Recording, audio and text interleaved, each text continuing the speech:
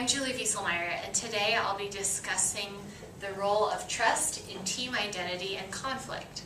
Specifically, we'll be looking at a U.S. Fortune 500 company and a healthcare organization. The article we'll be looking at comes from the International Journal of Conflict Management and was a study completed by Guan Hong and P.D. Harms. We'll be looking at a mediation model between team trust, identification, and conflict. So let's begin with some background information. Teams are critical in part of the working economy, and this comes from the fact that roles are highly specialized and jobs are really interdependent. It's truly a global world, and the success of the overall organization comes from the success of those individual teams. In a study by the Center for Creative Leadership, they found that 91% of participants considered teams to be essential. So we're really studying something that is relevant to the everyday work environment and to the overall success of individuals. There's a number of benefits to working in teams. First of all, it increases the amount of organizational citizenship behavior. It increases the diversity and the creativity of solutions, which leads to just overall success of that organization. However, it's important to look at the disadvantages of teams as well. By working in teams, it increases the overall probability of conflict. It increases things like social loafing, you may have heard of that before, and often team members reinforce similar ideas between each other.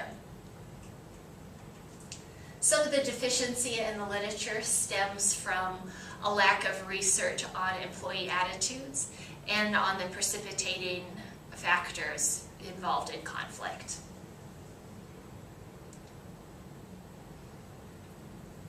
So let's begin by looking at some definitions.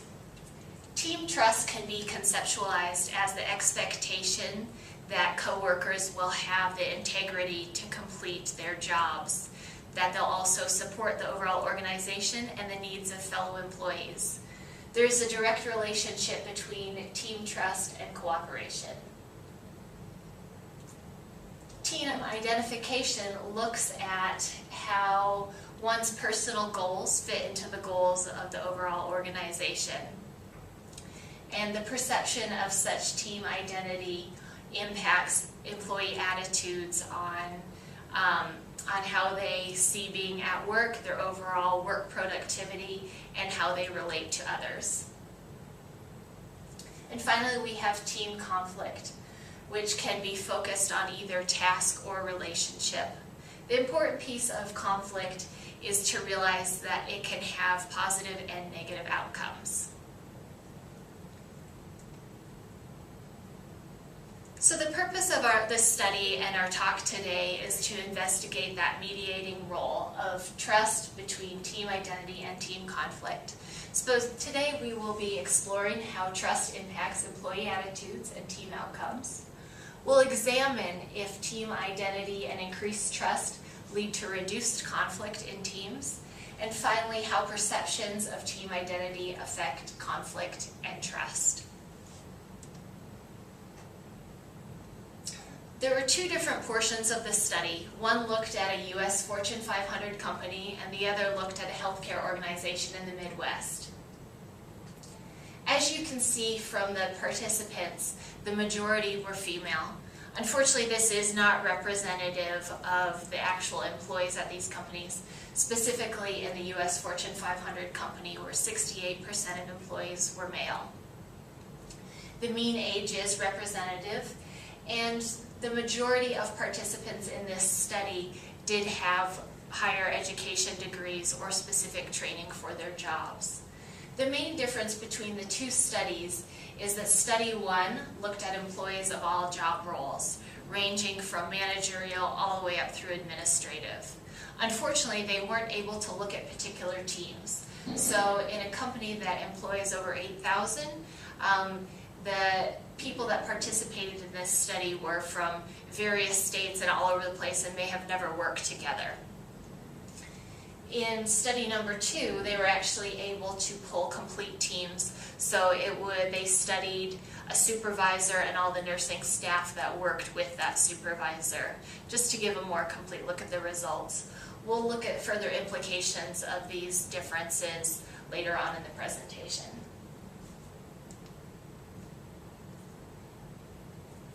So this study was a cross-level analysis, and participants of this study filled out 3 different surveys as part of this research.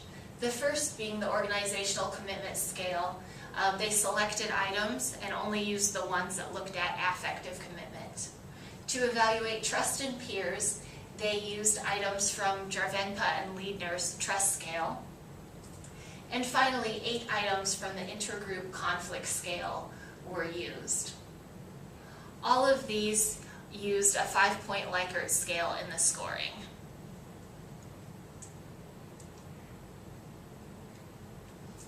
As we move into data analysis, one thing that they found is that team identification, trust between peers, relationship and task conflict were all correlated. In the test of mediation, they used a structural equation modeling approach. And basically there were 2 criteria that they needed to meet to determine whether this was a partial or a full mediation model.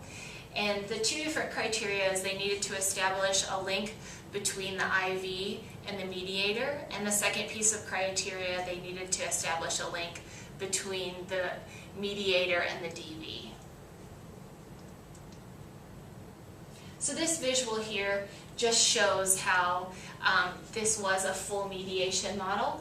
There was a positive relationship between team identification and trust in peers, and there was a negative relationship between trust in peers and task conflict, and trust in peers and relationship conflict.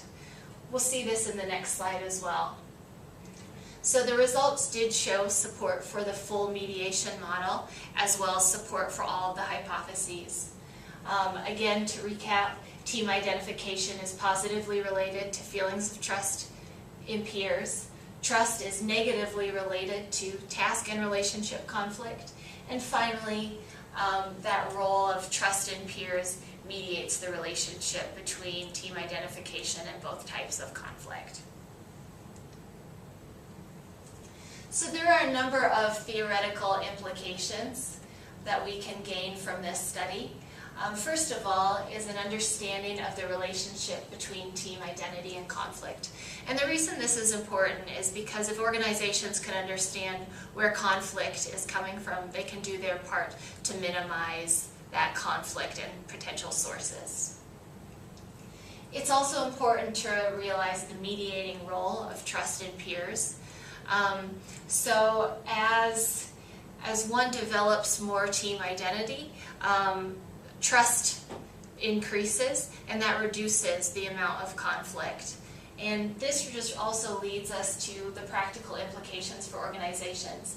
As you promote team identity and trust goes up, also the rate of job satisfaction and performance goes up, which is really the outcome that most companies are striving for. And this would be important in business, in musical groups, athletic teams, and even in education. Another practical implication for organizations is that they should work to create optimal levels of team conflict. And basically what the research shows is that a moderate level of task conflict actually leads to enhanced performance, whereas in the presence of no conflict, that leads to more reinforcement of similar ideas and more social loafing. So you really do want a certain amount of task conflict to help promote more creative ideas and just better solutions overall, which are going to help out the organization. Another important note on this is if you have task conflict in the absence of trust, that's going to lead to more relationship conflict, and relationship conflict does not have a positive relationship with performance. And finally, it's important to nurture trust in peers. And one thing I really believe this comes from the top down. This is something that managers and supervisors, which were certainly included in this study, really have an effect to make a difference on that trust in peers. This should be done both between employees and at all levels of the organization. And really what the managers can do is to ensure that their employees have the resources needed to complete their jobs successfully. They can help them manage their time, set priorities, as well as ensure that employees understand their role and that the skills that they possess fit the roles that they've been assigned to. So they're creating scenarios for success and ones in which they'll be able to show their peers that they're working hard and that they support the overall goals of the organization. There were some limitations of this study. One piece we already discussed was that study 1 was unable to collect data from specific teams. Similar, study 2 was a more reliable measure. Because most of the surveys were self-reports, it's important to cross-validate their responses between multiple surveys. And it's also important to conduct longitudinal studies in the future. Because data was collected at one point in time in both of these studies, it really ignores the research that's been done on the stages of development, or of team development. So team identity and the trust that's developed and even the conflicts might look very different in a team that's in the forming stage versus one that's been working together and is developed and has been working on projects for a number of years together. It might also be important to consider the difference in team tasks. And though this particular study did utilize kind of 2 different industries, they didn't really look at the difference in team tasks and how that impacted this whole model. And what I mean by that is that team identity and the nature of the conflict and types of conflict might vary between a helping profession and a production team. It's also important to study the overall effects on an organization. So for example, a startup could be considered as one team, and they might need to learn how to work together as one, instead of just thinking of it as larger companies consider their PR team, their marketing, their sales teams. And finally, the most important thing that we can get from this research is it's important to have methods for creating and maintaining optimal levels of team identity, trust, and conflict. There's a number of opportunities in this as consultants for us to further look at empirically validated methods. And if we can, as we discussed earlier, organizations do understand how important teams are, but they might not understand how to further develop their teams. So if that's something that we can bring to an organization, we're going to have a lifelong career and lots of success. So I hope today's presentation did provide some insight into teams and specifically how that role of trust is involved in that relationship between team identity and conflict. So please feel free to contact me with any questions or concerns. Thanks for your time today.